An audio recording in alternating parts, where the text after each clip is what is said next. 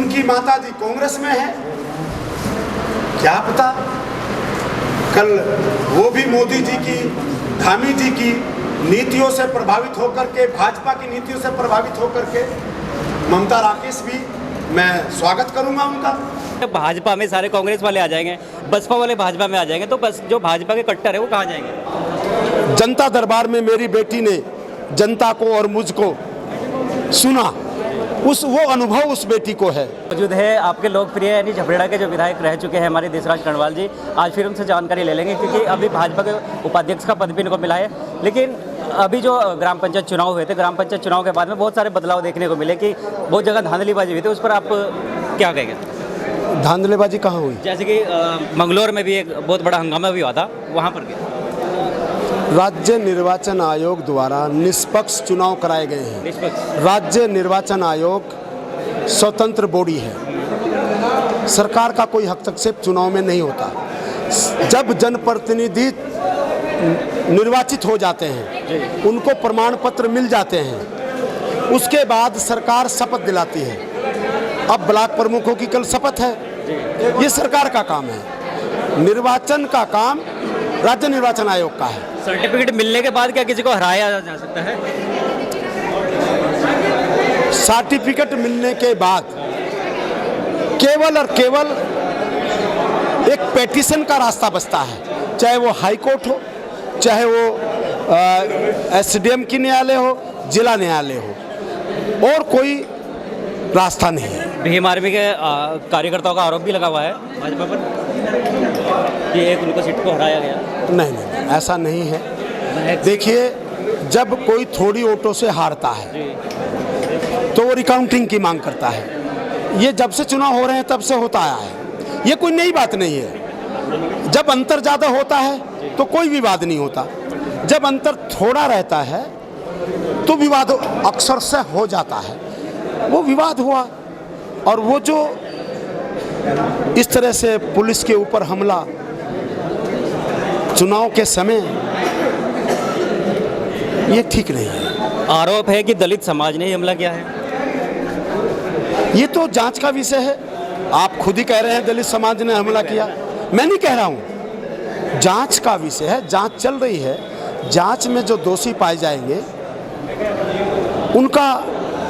उनके ऊपर कार्रवाई तो हुई थी, उसमें बहुत सारे लोगों के ऊपर मुकदमे भी दर्ज हो रखे जो भी फरार फिर रहे हैं। देखिए, मुझे ज़्यादा जानकारी उसमें नहीं है, क्योंकि मैं अपनी बेटी के चुनाव में पार्टी ने मुझे जहाँ जहाँ जिम्मेदारी दी, इसके लिए शुभकामनाएं आपको, बेटी का शुभकामनाएं हुई है। और बेटी जैसे कि इधर क्षेत्र में कार्य करेगी, अब क्या आपके एजेंडे रहेंगे, क्योंकि भगवानपुर क्षेत्र में आप आ चुके हैं? देखिए, भगवानपुर क्षेत्र का सर्वांगीण विकास होगा।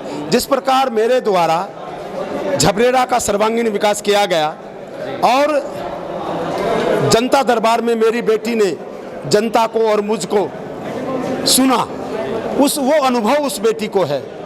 वो ब्लॉक में ग्राम प्रधानों, क्षेत्र पंचायत सदस्य, क्षेत्र में ब्लॉक में आने वाले माननीय जिला पंचायत सदस्य, माननीय विधायक गणों से समन्वय बना करके काम करेगी, और मैं और मेरी पत्नी हम उसका सहयोग करेंगे। अभी केंद्र सरकार की जो योजनाएं हैं, चाहे हमें दिल्ली जाना पड़े, प्रदेश सरकार की योजनाएं हैं, चाहे हमें देहरादून जाना पड़े, डिस्ट्रिक्ट के जो काम हैं, चाहे डिस्ट्रिक्ट कार्यालय अपनी बेटी के साथ जाना पड़े, हम उसका सहयोग करेंगे और पूरे बोर्ड का सहयोग करेंगे। लोकसभा चुनाव की तैयारी कैसे चल रही है? लोकसभा चुनाव में इस बार भगवानपुर में कमल खिलेगा। आपने कहा था कि गन्ना का जो भुगतान है वो हो चुका है, लगभग 142 करोड़ हमारे पास भी आंकड़े हैं, वो अभी भुगतान नहीं हुआ जो हाई कोर्ट में मामला है। 450 करोड़ की बकाया थी, कांग्रेस के राज में हरीश रावत जी छोड़ कर गए।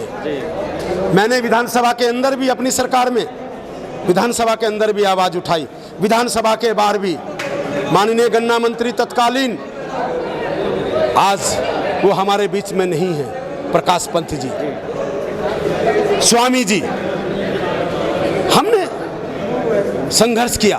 भाजपा की पहली सरकार ने, जब पहली सरकार थी, पहले किसान आंदोलन करते थे, आंदोलन कि हमें हरियाणा के भाव बराबर भाव दिया जाए। मदन कौशिक जी गन्ना मंत्री थे, उन्होंने 10 रुपये हरियाणा से ज़्यादा गन्ने का भाव देकर बढ़ाया था। फिर हरियाणा के लोगों ने आंदोलन किया, हमें उत्तराखंड के बराबर। तो हमारी सरकार, ये जो 142 करोड़ की बकाया है, हाई कोर्ट में केस चल रहा है, उसकी वजह से है। 450 करोड़ की बकाया को पूरा दिलवा दिया हमने, लेकिन वो हाई कोर्ट की वजह से हम नहीं दिलवा पाए। ये कोर्ट का विषय है। लोकसभा चुनाव से पहले हो जाएगा पेमेंट। कोर्ट के अनुसार कोर्ट का जो भी निर्णय होगा सरकार 100% उसका पालन करेगी। और किसानों की आय दुगनी करने के लिए नरेंद्र मोदी जी की सरकार, प्रदेश की सरकार, भाजपा का राष्ट्रीय संगठन, प्रदेश का संगठन, मेरा देवतुल्य कार्यकर्ता किसानों की आय दुगनी करने के लिए तत्पर है, खड़ा है। अभी आपने कहा था पीसी में कि 2 बच्चे हमारे जो है भाजपा में भी आए हैं भगवानपुर से। कौन कौन 2 बच्चे हैं? अभिषेक राकेश और आयुषी राकेश। तो क्या लगता है कि भगवानपुर में आगे भी भाजपा में और भी लोग आएंगे, यानी केवल माता बची है? देखिए, उनके बच्चे माता को छोड़ करके कांग्रेस की नीतियों से खपा होकर के, केंद्र सरकार, प्रदेश सरकार, भाजपा की नीतियों से प्रेरित होकर वो दोनों बच्चे भाजपा में आए हैं और लोग भी आने वाले हैं। लंबी लाइन है। जिला कांग्रेस मुक्त हो चुका है, बसपा मुक्त हो चुका है, कोई दल बचा नहीं है। अध्यक्ष जी, आपने कहा है कि कांग्रेस मुक्त भारत होने जा रहा है, जैसे कि बच्चे तो आ चुके हैं, माँ भी आने वाली है शायद, आप ये कह रहे थे। नहीं, माँ ये उनसे पूछिए आप। अच्छा, मुझे ये बताइए कि जब भाजपा में सारे कांग्रेस वाले आ जाएंगे, बसपा वाले भाजपा में आ जाएंगे, तो बस जो भाजपा के कट्टर है वो कहाँ जाएंगे? भाजपा का मेरे देवतुल्य कार्यकर्ता, मुझे टिकट नहीं हो पाया, मेरी भारतीय जनता पार्टी ने मुझे उपाध्यक्ष बनाया। पूरे 70 के 70 विधानसभाओं में मैं जाऊंगा, पूरे प्रदेश के सर्वांगीण विकास के लिए अपने देवतुल्य कार्यकर्ताओं से मिलकर के सरकार से उन समस्याओं का समाधान कराऊंगा। इतनी बड़ी जिम्मेदारी मुझे दे दी और अब मुझे मेरी बेटी को, एक गरीब की बेटी को इस ब्लॉक का प्रमुख बनाने में मेरे माननीय मुख्यमंत्री जी, राष्ट्रीय नेतृत्व और अजय भट्ट, महेंद्र भट्ट जी, संगठनकर्ता अजय जी, बिल्कुल मैं वही आऊँगा फिर से, लेकिन मेरा जो जवाब है, जो प्रभारी थे जी, उन सबका सहयोग रहा और मैं धन्यवाद देना चाहता हूं क्षेत्र की जनता को। मेरा जो सवाल था अभी पुरानी, उसमें जवाब आपने नहीं दिया। जो भाजपा वाले हैं वो कहाँ जाएंगे अगर कांग्रेस ही सारे भाजपा में आ जाएंगे? मैं कह रहा हूं ना जी, देवतुल्य कार्यकर्ता, मुझे कहा, मैंने कहा ना, अगर मेरा टिकट नहीं हुआ, नए आदमी को टिकट दिया, तो आज मैं कहाँ हूँ?